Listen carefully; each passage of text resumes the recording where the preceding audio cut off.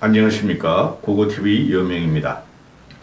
11월 5일 오후입니다. 어제가 고 박정희 대통령이 출생한 105주년이 되는 날입니다. 어제 내가 박정희의 위협에 대해서 좀 말씀을 드리려고 그랬었는데, 이 영상의 요점은 이렇습니다.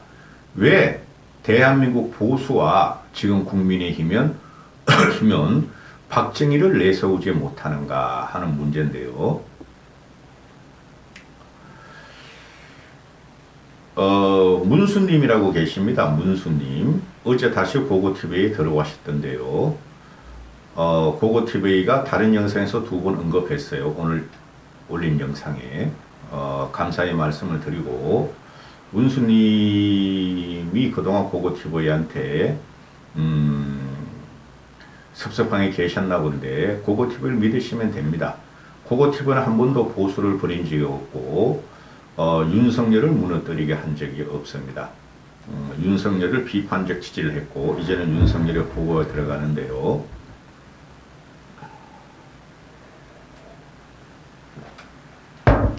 대한민국에, 풍운하적이고, 또 길이나적이고, 혁명가적인 정치인이 두 명 있습니다.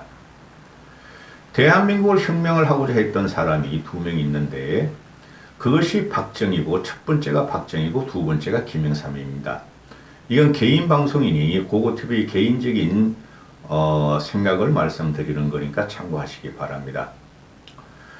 혁명가적인 기질을 가진 사람은 박정희와 김영삼이었고, 그 다음에 풍우나 길이나까지 따져보면 김대중도 그 반열에 넣어야 될 것입니다. 세 명 다 대한민국의 현대사를 관통한 정치인이죠. 그 전에 이승만 대통령은 건국을 했으나 부정선거와 또 나라가 워낙 가난했기 때문에 가난을 극복하지 못했죠. 대한민국 현대사는 박정희 전과 후로 나뉩니다. 박정희 전과 후로 나누고, 박정희가 없었으면 현재 대한민국은 없을 것이며, 현재 선진국 대한민국은 없을 것입니다. 2030, 40들은 박정희에 대해서 잘 모르는데요. 고고TV 같은 경우는 박정희와 같은 시대를 관통한 사람입니다. 박정희 시대 때 초, 중, 고 대학교를 다 다녔어요. 박정희 시대 때. 고고TV 나이 많아요. 나이 많은데 관리를 좀 하니까 좀 젊어 보인다 뿐이 없지. 박정희의 혁명가적인 기질을 제가 어떻게 설명할지 모르는데, 70년대, 60년대를 살으신 분들은 박정희를 갖다 부정하시는 분이 거의 없을 거예요. 지금 역사라든가 또는 현대사를 유튜브로 배우고 커뮤니티로 배운 사람들은, 그 젊은이들 2030, 40들은 박정희를 평가를 못합니다. 그들은 좌파 또는 민주당 세력대에서 이념화, 선동화돼서 박정희는 인권을 탄압한 사람이요, 민주주의를 탄압한 사람이요, 군사 정권이고 친일이었다 하는데, 그거 다 틀린 말이에요. 당시를 회상해 보면은 고고TV가 대학교 다닐 적에 박정희가 유신체제에서 긴급조치 1호부터 9호까지 발동을 하며 인권을 어느 정도 탄압하고 민주주의를 어느 정도 유보시킨 거는 맞죠. 인권을 탄압한 거 맞아요. 그러나 민주주의는 탄압이 아니고 유보라고 저는 생각을 하는데요. 고고TV 같은 경우는 사회 문제에 대해서, 국가적인 문제에서 참 철이 많이 들었어요. 가난했기 때문에 그러는데, 가난해서 초등학교 때부터 신문을 팔았고, 서울역 이런 데서 중학교 때부터 신문을 돌렸어요. 그러다 보니까 신문을, 그때 동아일보, 조선일보를 돌리고 팔았는데, 그런 걸 하다 보니까 이제 신문을 자주 읽게 되고, 쉬는 시간에 달동네 신문 돌리다 보면 쉬어야 되니까 쉬는 시간에 보게 되고 집에 가져와서 남는 신문을 보게 돼서 빨리 사회의 눈에 띄었는데요. 고등학교 2학년 정도부터 거의 언더였어요. 그 나이 때부터. 굉장히 사회적으로 문제점을 많이 발견하고 대학교 들어가선 잠시 동안 그런 짓을 했고 그러다가 박정희 대통령이 97, 79년도에 그 김제교에서 암살을 당하면서 제가 정신이 번쩍 났어요. 그때부터. 이거는 아니지 않는가. 우리는 70년대에 살아온 우리들은 민주를 목말라 했고 인권을 목말라 한 사람들이 우리 자체가 크게 인권이나 민주에 대해서 핍박을 받지 않았음에도 나라가 나갈 길은 서구 자본주의, 민주주의로 나간다 해서 저항을 했으나 암살까지 갈 일은 아니었다. 그래서 박정희가 암살당하는 순간 저는 대단한 충격을 받았어요. 우리가 싸운 것은 박정희 개인에 대한 원한이 아니었고 대한민국 국가가 나아갈 방향이 미래로 나아갈 방향이 민주주의 확보였다. 언론의 자유였고 민주주의 확보였다 했는데 그 유고 상태에 되면서 암살을 당하자 그때부터 박정희를 갖다가 다시 재평가하기 시작했습니다. 고고 TV는. 그리고 그러면은 지금 현재 정치 상황을 보면은 아직까지 대한민국은 해방 전후사의 인식에 의해서 그 책이 있어요. 책이 강만길이가 처음에 진 거, 그 이영희 같은 경우는 말할 필요도 없고 그 인식에서 좌우 대립이 극한 대립으로 가고 있는데 박정희 시대에서 좌우 대립이 김일성과 묵시적 협력하에서 좌우 대립이 형성된 것도 맞으나 현재점에 있어서는 대한민국이 이렇게 최선진국으로 우량 선진국의 선진국 중에서도 대한민국은 서구 선진국보다 훨씬 우량적이에요. 아직도 그나마 발전하고 있고 대한민국 국민들은 정치적으로 의와 쟁론을 좋아하며 다이나믹하기 때문에 먹고 사는 건 부족함이 없고 현 상태에서 이 좌우 대립이 극한으로 치닫고 거기서 민주당 세력과 좌파 진보 세력은 박정희를 군사 쿠데타의 핵심이요, 인권과 민주주의를 탄압한 사람이요, 친일을 갖다가 추구했던 사람이요, 이렇게 평가를 내리죠. 다 틀린 평가입니다. 박정희가 어제로서 105주년 됐는데요.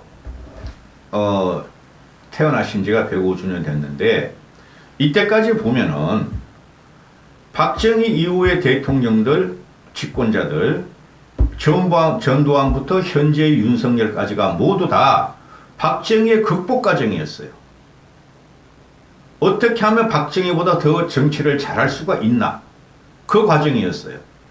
그러면서 좌파 진보 민주당 세력은 북한을 추종하고 중국에 경도된 그 좌파 민주당 세력은 박정희를 폄훼하며 박정희를 아직까지도 그 북한 참시하려고 노력하고 있고 보수는 정체성이 없으니 지금 보수라는 것은 종북, 빨갱이 그것만 외치죠. 그게 정체성이 아니에요. 보수, 진보, 좌파, 우파의 핵심은 뭐냐? 잘 먹고 잘 사는 문제예요. 공산주의가 들어서는 과정에 보면 사회주의가 들어서는 과정에 보면은 산업 자본주의 민주주의가 잘 먹고 잘 살지 못하고 빈부격차가 심하게 됐더라 이 말이죠. 그래서 공산주의 혁명이 나오는 거예요. 잘 먹고 잘 살고는 경제적인 문제가 좌파 진보 보수 우파를 가리는데 박정희 이후로 대한민국은 급격한 발전과 그 라인강의 기적보다 더 난 한강의 기적을 갖다가 세계 만방에 알리면서 급격한 성장을 하면서 빈부격차가 벌어졌죠. 근데 박정희까지는 그렇게 가지 않았어요. 박정희는 좌파 진보적인 이념이 우리나라 헌법에 있는 사람이 박정희고 박정희는 모두를 평등하게 한번 살게 해보자는 이념 지향형이 아니었어요. 박정희가 한 것은 경제는 성장해야 되며 대한민국의 헐벗고 굴줄인 걸 갖다가 타파해야 되며 이 조선반도 5천년 동안 가난하고 굶주리고 주권도 불분명한 이 한반도에서 세계로 나가서 대한민국 자존심과 자긍심을 끌어올리고 경제적인 발전을 하자는 거였어요. 그게 박정희 이념이에요. 좌냐 우냐가 아니에요. 그러면은 지금 박정희 같은 경우가 저는 혁명가라고 보는데요. 박정희가 펴은 정책은 경제적인 것을 타파했고 대한민국의 선진국의 기반을 마련했어요. 지금 박정희가 없었으면 우리가 이렇게 선진국의 반열에 못 오릅니다. 그 다음에 두 번째는 대한민국 국민을 골고루 살게 하고자 하는 양극화를 지향했으며 그 다음에 셋째는 이 헐벗고 굴주리고 자존감이 부족한 대한민국을 전 세계 자존감과 자긍심으로 우뚝 서게 한 기초를 닦은 사람이 박정희예요. 여기서 이념이 들어가면 안 된다는 거죠. 좌파 진보가 공격하듯이 전두환을 공격하듯이 하면 안 된다는 거죠. 누구도 전두환 이래 현재 윤석열까지 박정희를 뛰어넘은 사람은 없어요. 심지어 박근혜도 박정희를 못 뛰어넘었고 김영삼과 김대중도 박정희를 뛰어넘으려다가 그렇게 실패한 정권이 된 거예요.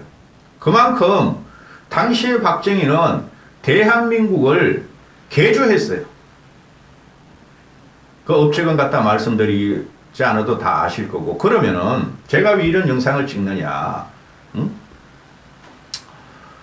태어난 지 105년이고 김재규에 의해서 암살을 흉탄에 의한 암살로 죽죠.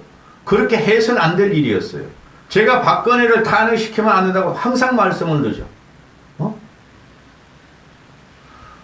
박정희가 암살을 당하자 민주 좌파 세력은 잘 죽었다. 암살이 아니라 의거다. 이렇게 말을 하고 친일파 잘 죽었고 인권을 탄압하고 민주주의를 탄압한 사람이 잘 죽었다. 그러나 그렇지 않다. 인권과 민주주의는 잠시 유보됐던 것이며 우리가 박정희가 뿌린 경제적인 그 풍성함에 의해서 우리는 인권과 민주주의를 갖다가 구축을 했고 우리는 지금 자유를 넘어 방임적인 상태로 자유와 민주주의를 만끽하고 있다. 그것이 모두 다 박정희의 폐해가 아니라 박정희가 기반을 쌓아놓은 그 경제적인 토대 위에서 가능한 것이다. 박정희는 이념을 따지지 않았어요.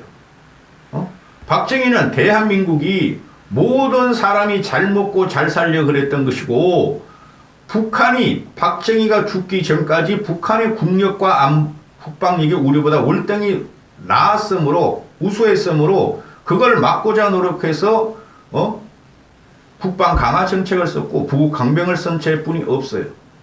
친일이라는 것에 이제부터 이 말씀을 드릴게요. 어느 나라 어느 역사든지 현대에서 위대한 인물을 하거나 또는 과거에서 위대한 인물이 있었다 하면은 그 사람이 하늘에서 뚝 떨어져서 예수 그리스도와 같이 자기만의 생각을 가지고 만인을 갖다가 평정할 수가 없는 문제죠. 그거는 신도 역시 우리가 보면 우상에 불과하고 신을 만드는 것도 인간의 가정이니 그들의 슬파에 우리가 같이 동화되는 가정이었다 뿐이지. 그렇죠. 그들도 탄압을 받았어요. 신들도. 신의 대행자들도. 그런데 박정희 같은 경우 보면은 지금 이 사람은 혁명가고 대한민국을 개조시키고 조선반도 5천년을 통틀어서 제일 잘 사는 나라로 만든 사람이니 그 사람이 그럼 이념과 사상이나 경제관이나 국방관이 어디서 나왔는가?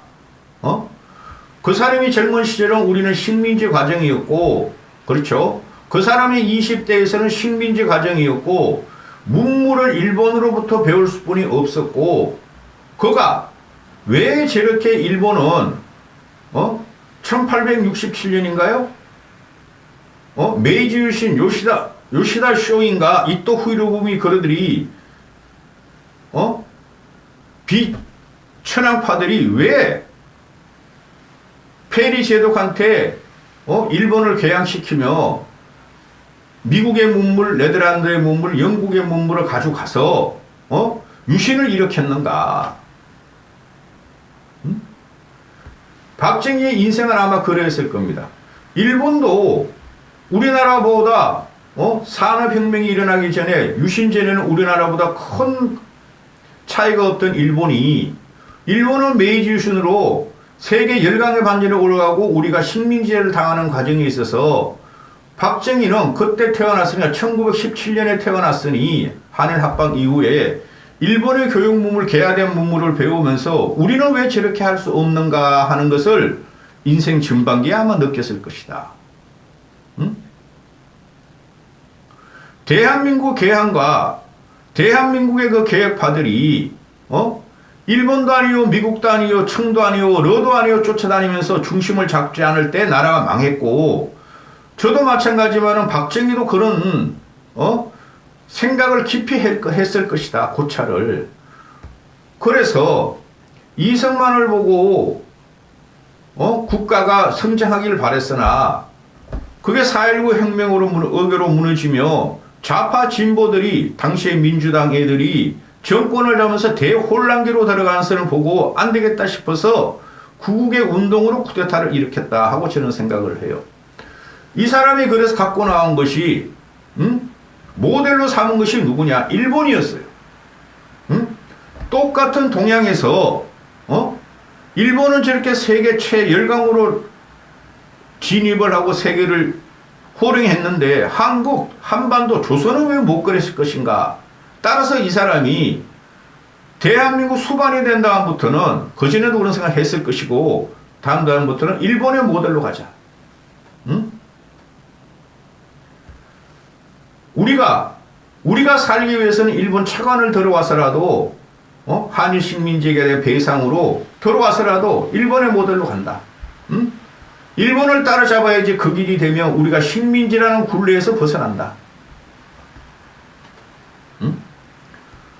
초기엔 그랬을 것이며 그 이후부터는 일본을 갖다가 제끼려면 미국의 도움이 필요하니 미국의 도움을 받아야 된다. 그렇죠. 그 둘이 일본과 미국이 박정희 초기나 지금 60년이 지난 다음에도 세계를 주룩 잡고 있다. 여기서 말씀드리려고 하는 것은 왜 일본은 요시다 쇼인의 수하들이 그 대표적인 게 이토 히로부미예요. 거기 또 아베가 있었죠. 아베가 가장 존경하는 그 일본 역사 인물 중에서 요시다 쇼인을 꼽죠. 그죠? 그들이 메이지 유신에서 이때까지 일본을 갖다가 100년을 갖다가 이렇게 일본을 세계 최열강으로 끌어왔으니 우리도 그렇게 해보면 안 되겠는가? 그래서 이 사람이 자기 집권 기간에 18년을 이렇게 해보니 그거 가지고 부족하더라. 15년 해보니 10여 년 해보니 그래서 70여 년 유신을 했고 아직까지 대한민국 사회 기반이나 저변층을 확보하지 못했다. 따라서 그것을 갖다가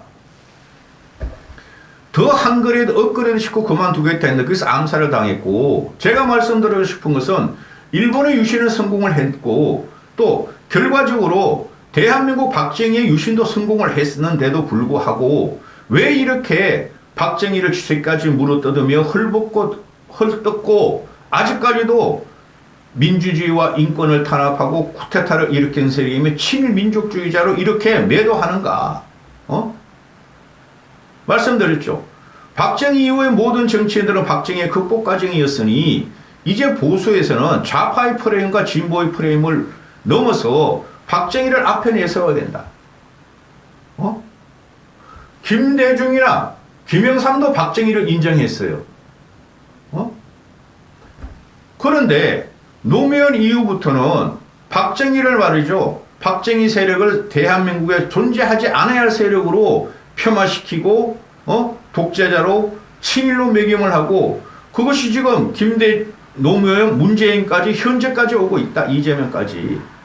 우리 왜 보수들은 왜 이렇게 대한민국에서 박정희의 유신을 갖다가 10월 유신을 말하는 거 아니에요. 대한민국을 개조시킨 대한민국을 선진국과 근대화 반열에 오른 박정희의 유신을 갖다가 왜 칭송하지 못하는가? 저쪽에서는 뇌물 먹고 죽은 노무현이 그런 애들 갖다 우상화시키고 쩝쩝이 문재인을 우상화시키고 있는데 이제는 하다못해 이재명 같은 놈을 우상화시키고 있는데 왜 대한민국 보수는 박정희에게 우문한 기상과 위협과 대한민국의 기준을 세운 박정희를 갖다가 보수 전면에 못 내세우는가? 이제는 내세울 때가 됐다.